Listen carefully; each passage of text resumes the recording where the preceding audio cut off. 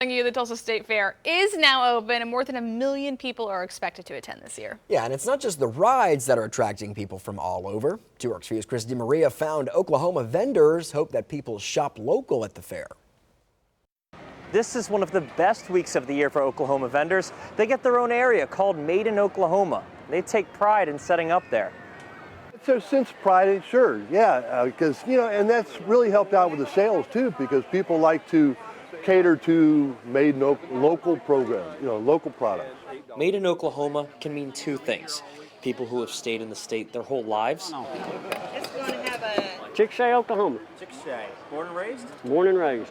And those who moved to set up shop. We found a little place down toward Haskell and right on the highway, and so we moved there, and the story's been there ever since. Dan Martin is the latter. After living in California and bracing the cold in Wisconsin, he left behind a busy career to chase his passion south to Oklahoma. I was a school bus driver, and I had a welding business, and then I was also a park ranger. He found success with his 40-year-old beef jerky recipe. He's a month away from celebrating his 2-year anniversary with his company.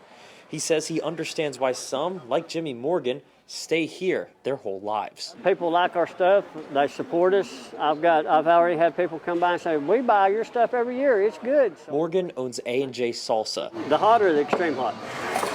In his 8th year at the fair, he hasn't let anything get in the way of being here for this week, like when this happened to him a few years ago. I had my appendix out, and that evening I walked out of the hospital, and I was on my way to Tulsa the next day. He says it's the people and the business that make it so special. We do good here. We sell a lot of salsa here. We sold 72 cases last year. You ladies like salsa? Now, trying all the food at Made in Oklahoma is rewarding, but I personally would suggest taking a couple days to enjoy it all. There's a ton this year to check out.